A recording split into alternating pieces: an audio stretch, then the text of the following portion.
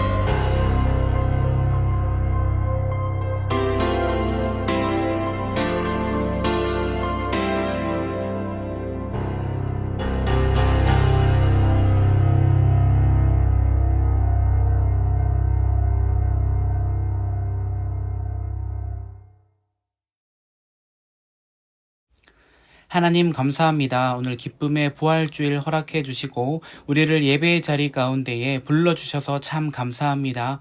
예수님께서 고난 당하시고 죽으시고 우리를 위해 부활해 주심에 감사합니다. 그 부활의 기쁨을 삶으로 누리고 오늘 예배 가운데 충만하게 기억하며 주님께 감사하는 귀한 시간 될 수 있도록 인도해 주시옵소서. 우리 청년들의 삶을 돌아보면 어려움도 많고 답답함도 있지만 하나님을 의지하고 예수 그리스도의 부활을 의지함으로 넉넉히 이겨낼 수 있도록 인도하여 주시옵소서. 오늘 말씀 전하는 부족한 주님의 종 기억해 주시고 입술을 주장하여 주셔서 오직 하나님의 말씀만 잘 전할 수 있도록 인도하여 주시옵소서. 이 모든 말씀 살아계신 예수님의 이름으로 간절히 기도합니다. 아멘. 여러분, 광고 시간입니다. 먼저 이렇게 서로에게 인사하면 좋겠습니다. 손을 쭉 뻗으시고, 또는 혼자 들으시는 분들은 이렇게 가슴에 손을 얹고 이렇게 고백하겠습니다. 예수님께서 부활하셨습니다. 예수님께서 부활하셨습니다. 예수님이 우리의 소망입니다. 예수님이 우리의 소망입니다. 아멘. 오늘 광고 말씀을 몇 가지 드리도록 하겠습니다. 계속해서 말씀드린 대로 오늘은 부활주일입니다. 우리가 부활절이라고 하지 않고 부활주일이라고 하는 이유는 부활주일부터 시작해서 50일 동안의 기간을 기쁨의 50일이라고 부르는데 오늘부터 50일의 기간 동안을 부활절기로 함께 묶어서 지키게 됩니다. 그래서 부활절을 오늘이라고만 하면 기쁨의 50일, 부활을 축하하는 그 50일의 기간을 조금은 의미를 퇴색시키는 것이기 때문에 부활주일이라고 제가 말씀을 드린다는 거 기억해 주시면 참 좋겠습니다. 그리고 사순절 묵상 40일 어제 끝났습니다. 여러분 너무 고생 많으셨습니다. 제가 카운팅을 하고 있었는데 여러분 통계를 잘 내서 조금이라도 참여하신 분들 우리 최초에 말씀드린 기준대로 시상안을 마련해서 다음 주에 소개를 드리도록 하겠습니다. 기대하는 마음으로 내가 과연 선물을 받을 수 있을까? 그런 마음으로 오시면 되겠습니다. 그리고 여러분 부활주일인데 그냥 넘어갈 수 없겠죠. 그래서 제가 지난주에 여러분들 집에 열심히 고난주간에 제가 고난을 당하며 사실 뭐 많이 어려운 건 아니었지만 배달을 할 수 있는 그런 분들은 제가 드렸고 또 택배로 보낼 분들은 보내드렸습니다. 모두 다 받으셨으리라 믿고 한번 영상을 보고 오도록 하겠습니다. 여러분들 반갑습니다. 박준범 전도사입니다. 오랜만에 인사를 이렇게 드리는데 오늘 인사드린 이유는 자 이렇게 이게 뭐냐면 여러분들에게 택배 보내고 또 직접 발송도 하려고 부활주일 선물을 준비했습니다.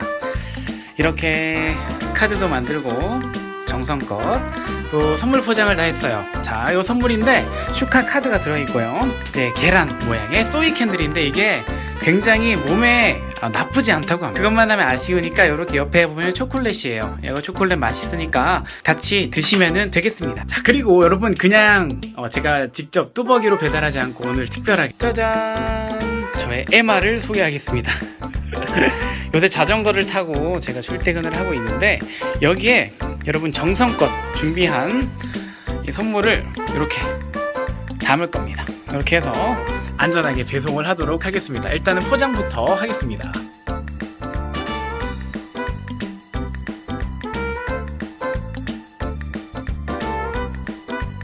자, 여러분 이제 출발하려고 합니다. 안전장구를 잘 착용하고 날씨가 엄청 덥네요.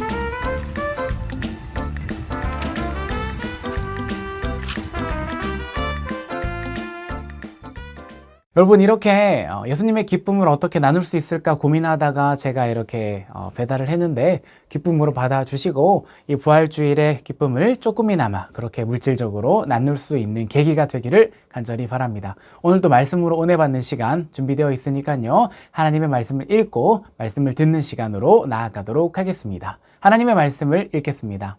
오늘 우리에게 주신 하나님의 말씀은 누가복음 24장 1절에서 6절까지의 말씀입니다. 함께 하나님의 말씀을 읽겠습니다. 안식 후 첫날 새벽에 이 여자들이 그 준비한 향품을 가지고 무덤에 가서 돌이 무덤에서 굴려 옮겨진 것을 보고 들어가니 주 예수의 시체가 보이지 아니하더라. 이로 인하여 근심할 때에 문득 찬란한 옷을 입은 두 사람이 곁에 섰는지라. 여자들이 두려워 얼굴을 땅에 대니 두 사람이 이르되 어찌하여 살아있는 자를 죽은 자 가운데서 찾느냐. 여기 계시지 않고 살아나셨느니라. 갈릴리에 계실 때에 너희에게 어떻게 말씀하셨는지를 기억하라. 아멘. 빈 무덤의 소망이라는 제목으로 하나님의 말씀을 전하겠습니다. 여러분, 오늘은 기독교의 가장 기쁜 날, 예수님이 부활하신 날, 그것을 기념하는 부활주일입니다. 40일간 묵상하랴, 예수님의 고난을 깊이 또 묵상하랴, 모두들 고생 많으셨습니다. 물론 우리가 수고했다고 자축하자는 의미는 아닙니다. 예수님이 고난을 깊이 우리가 묵상했고 그 고난에 깊이 동참하며 우리가 하나님으로부터 받아 누린 은혜가 아마도 더욱 풍성한 40일이었을 것이라고 생각합니다. 오늘은 부활주일, 매년 다가오는 가장 큰 기쁨의 절기인데요. 이것이 대체 우리에게 어떤 의미가 있는지, 그러면 우리 기독교인들은 왜 이렇게 부활의 중요성을 강조하고 있는 것인지를 좀 살펴보도록 하겠습니다. 시작하면서 여러분들께 먼저 질문을 드려보려고 하는데요. 부활주일을 맞이해서 부활은 나에게 어떤 의미가 있나요? 라는 질문에 대해서 한번 생각을 해보시면 좋겠습니다. 나야말로 부활을 정의해 보셔도 되겠고요. 부활은 기쁨이다. 부활은 무엇이다. 또는 부활은 나에게 어떤 의미가 있는지 문장으로 한번 만들어 보셔도 되겠습니다. 1분을 드리도록 하겠습니다. 잠시 후에 뵙도록 하겠습니다.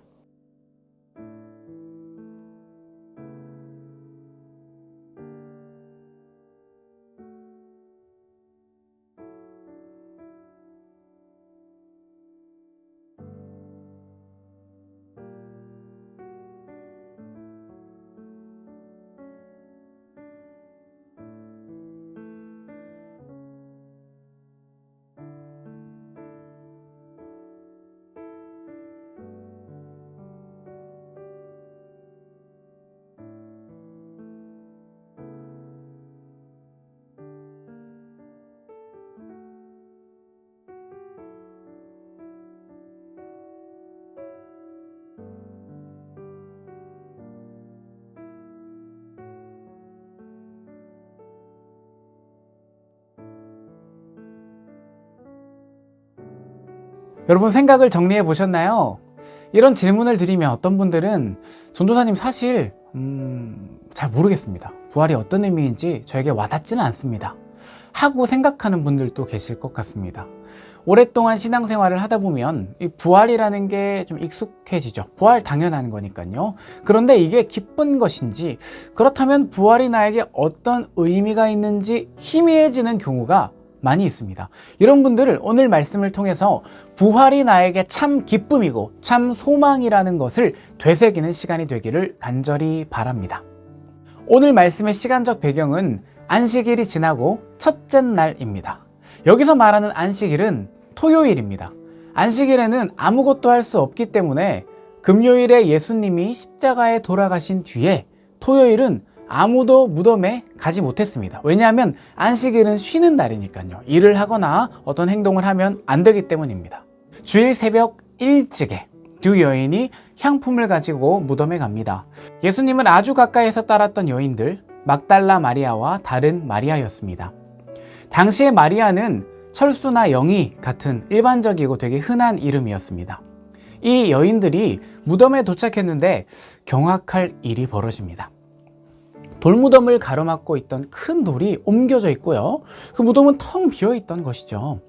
부활의 현장을 처음 목격한 여인들의 반응이 이어서 등장합니다.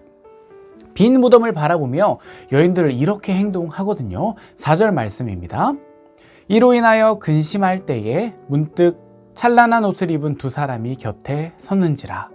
누가복음 24장 4절 말씀입니다. 여인들의 첫 반응은 근심했습니다. 근심. 예수님이 돌아가시고 무덤에 들어가셔서 엄청나게 무거운 돌로 입구가 막힌 것을 분명히 보았습니다. 그런데 지금 예수님의 시체가 없어지는 것이죠. 근심하고 있을 때에 천사 2명이 나타나서 예수님의 부활을 여인에게 알려줍니다. 이렇게 말씀하십니다. 6절 말씀입니다. 여기에 계시지 않고 살아나셨느니라. 갈릴리에 계실 때에 너희에게 어떻게 말씀하셨는지를 기억하라. 여기에 계시지 않고 살아나셨느니라. 예수님께서 부활하셨다고 말씀하십니다. 사실 이 여인들은 지금 상황을 전혀 받아들이지 못하고 정신이 없어 보입니다. 예수님이 없어져서 근심하고요. 천사가 나타나니까 두려워요. 이게 무슨 일인가? 꿈인가 생신가? 막 정신이 없는 겁니다. 여인들은 예수님이 평소에 부활할 것이다 분명히 몇 번에 걸쳐서 말씀하신 것을 전혀 기억하지 못하고 있었습니다. 결국에 천사들의 말을 듣고 나서야 말씀을 기억하게 됩니다. 근심과 두려움에 가득 차 있던 여인들이 부활을 드디어 받아들이기 시작하는 겁니다. 아, 그때 예수님 말씀하셨지. 그것을 깨닫는 순간 놀라운 변화가 일어납니다. 여러분, 오늘 가장 중요한 핵심이 지금부터 시작됩니다. 마태복음 28장에 보면 여인들이 예수님을 받아들이고 부활을 받아들인 뒤에 어떻게 변화됐는지가 잘 기록되어 있습니다. 마태복음 28장 8절 말씀입니다. 그 여자들이 무서움과 큰 기쁨으로 빨리 무덤을 떠나 제자들에게 알리려고 다름질할세. 근심과 두려움으로 시작했던 여인들이 무엇으로 변화되었습니까? 근심과 두려움이 큰 기쁨으로 변화되었습니다, 여러분. 그리고 예수님의 부활 소식을 전하려고 급히 달려가게 됩니다. 얼마나 기뻤으면 정말 그 다름질하는 모습이 상상이 됩니다. 오늘 이 부활의 기록을 보면서요, 빈 무덤이라는 단어를 중심으로 여인들의 변화를 한번 집중해서 조명해 보려고 합니다. 주일 새벽에 여인들이 처음 마주친 빈 무덤이 텅 비어 있었죠. 그 빈 무덤은 근심과 두려움의 대상이 되었습니다. 왜 근심했던 것일까요? 그 여인들에게는 예수님의 부활을 기억하지 못했고 상상하지도 못했고 믿지도 못했기 때문입니다. 만약 예수님의 부활의 가능성을 조금이라도 인지하고 있었다면 향품을 들고 갔겠습니까? 향품은 장례식에서 사용하는 것이죠. 그리고 근심할 필요가 없었을 겁니다. 바로 기뻐했을 거예요. 왜냐하면 예수님 부활을 알고 있었고 그것이 눈에 나타났으니까요. 그런데 이들은 죽어 있을 것이라는 것을 확신하고 향품을 가지고 갔습니다. 예수님의 부활이 없는 빈 무덤, 그것은 근심이었습니다. 똑같은 상황이에요. 빈 무덤이 근심이었습니다. 그런데 예수님의 부활을 믿은 뒤에 바라본 이 빈 무덤은 어떻게 변화되었습니까? 큰 기쁨으로 바뀌게 됩니다. 여기서 주목해야 할 점은 똑같이 빈 무덤을 바라보았지만 완전히 다른 관점을 가지게 되었다는 것입니다. 같은 상황에서 다르게 반응하는 것, 같은 상황에서 모두가 근심을 해야 할 것 같은 그 상황에서 기뻐하는 것, 그것이 바로 부활의 참 의미입니다. 완전한 역전이 일어나죠. 여러분, 빈 무덤은요, 현실적으로 누구에게나 근심일 수밖에 없습니다. 무덤 위에 있어야 할 시체가 없어졌는데 누가 그것을 보고 근심하지 않겠습니까? 그런데 부활을 믿는 우리에게 빈 무덤은요, 더 이상 근심이 아닙니다. 우리에게 참 기쁨이 됩니다. 예언이 성취되었죠. 부활하신 예수님을 증거해주는 징표가 바로 빈 무덤입니다. 빈 무덤은 표면적으로 근심으로 보이지만 그 내면의 의미를 바라보면 기쁨이 넘쳐나는 장소가 됩니다. 우리의 삶 속에서도 표면적으로는 두려움과 근심으로 다가오는 것들이 많이 있습니다. 눈앞에 나를 가로막고 있는 장애물들 있죠. 아무리 노력해도 넘지 못할 것 같은 높은 산들이 있어요. 산산조각 나서 이제 회복할 수 없다 싶은 사람들 간의 관계가 있습니다. 어떻게 해도 앞이 보이지 않는 캄캄한 나의 미래. 여러분, 지금 시대를 살아가는 청년들에게 소망이 있습니까? 아마도 정말 특별한 경우를 제외하고서 대부분의 사람들이 근심하지 않고 두려움 없이 시대를 살아가는 것이 불가능할 것입니다. 코로나로 많은 것들이 망가졌어요. 청년들의 일자리는 더욱더 없어졌고요. 집값은 많이 올랐고요.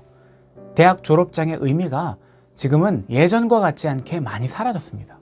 초개인화된 사회 속에서 우리는 점점 더 고립되어 갑니다. 이 상황이 바로 여인들이 주일 새벽에 목격했던 빈 무덤 아닙니까? 아무런 소망이 없잖아요. 근심, 걱정, 두려움. 이제 어떡하나? 예수님의 시체까지 없어졌는데. 그런데 여러분, 제가 담대히 선포합니다. 예수님께서 부활하셨습니다. 예수님께서 부활하셨다고요. 부활을 고백하는 우리에게 빈 무덤은 근심에서 큰 기쁨으로 변화될 것입니다. 만약에 우리의 삶에 소망이 없고 근심으로 우리의 삶이 가득 차 있다면 나에게 정말 예수님의 부활이 살아 숨쉬고 있는지 오늘 이 기회를 통해 돌아보기를 바랍니다. 예수님의 부활을 믿는 사람들은요, 현실 세계에 보이는 것들에 연연해하지 않게 됩니다. 왜 그렇습니까? 이 모든 세계를 창조하시는 분이 하나님이시기 때문입니다. 그 하나님이 자신의 가장 아끼는 아들을 이 땅에 보내주시고 죽기까지 우리를 사랑하셨습니다. 신학자 폴 틸리는 하나님을 가리켜서 존재의 기반이라고 말합니다. 하나님은 저 위에 계셔서 우리와 완전히 구별되시고 우리의 손이나 시선이 미치지 못하는 곳에 계시는 분이 아니라요. 세상에 존재하는 모든 것들을 든든히 떠받들고 계신 분이라는 의미입니다.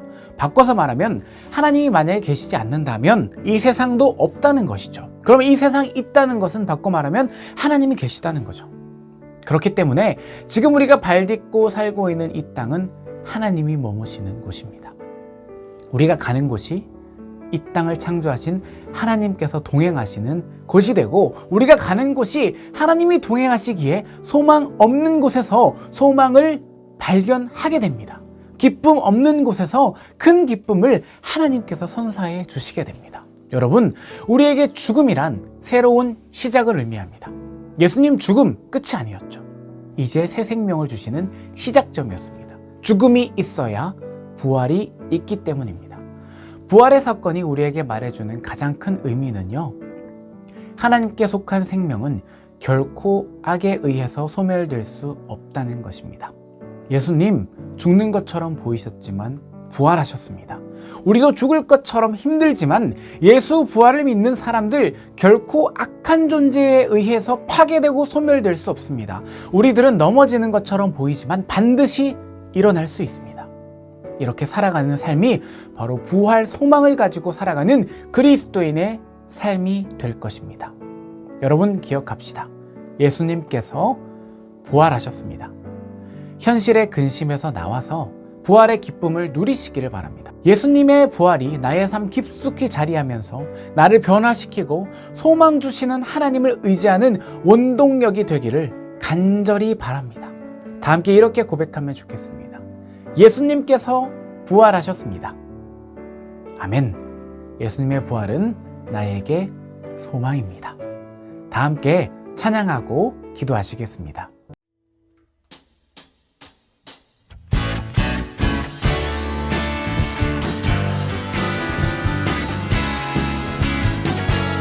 살아계신 주님, 우리들의 찬양과 예배를 기뻐 받을 줄 믿습니다. 그분만을 찬양합시다. 주 하나님, 독생자 예수 날 위하여 오시었네. 내 모든 죄 다 사하시고 주에서 부활하신 나의 구세주, 살아계신 주, 나의 참된 소망, 걱정 근심 전혀 없네.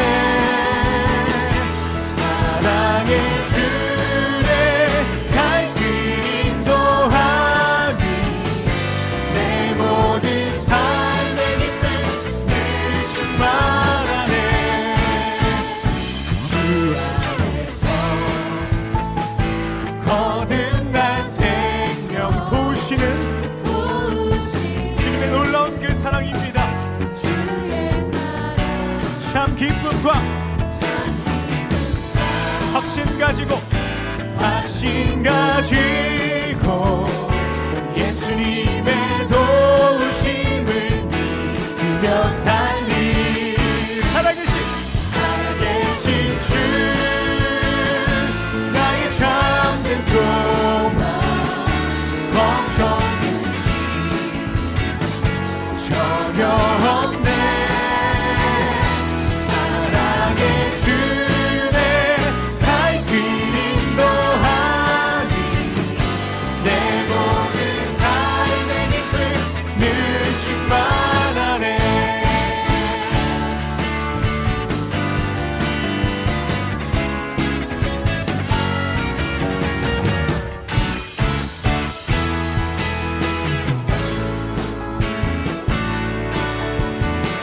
그 언젠가 주 뵐 때까지 주를 위해 싸우리라 승리의 길 멀고 험할지라도 주님께서 나의 앞길 지켜주시니 아멘 살아계신 주 나의 참된 소망 걱정 근심 전혀 없네 사랑의 주내 발길 인도하니 내 모든 삶의 기쁨 늘 충만하네 살아계신 주 나의 참된 소망 걱정 근심 전혀 없네 사랑의 주내 발길 인도하니 내 모든 삶의 기쁨 늘 살아계신 주님 살아계신 주 나의 참된 소망 걱정 근심 전혀 없네 사랑의 주내 발길 인도하니 내 모든 삶의 기쁨 늘 충만하네 살아계신 주 나의 참된 소망 걱정 근심 아멘 전혀 없네 사랑의 주내 발길 인도하니 내 모든 삶의 기쁨 늘 충만하네 아멘 살아계신 주님 이 땅 가운데 임하신 주님을 믿습니다 아멘 아멘 우리 다 함께 기도하겠습니다. 이 시간 기도할 때에 예수님이 부활하셨다는 것을 믿고 근심과 걱정이 기쁨과 소망으로 바뀌게 인도하여 주시옵소서. 빈 무덤에 소망을 발견하게 하여 주시옵소서. 함께 기도하며 나아가겠습니다.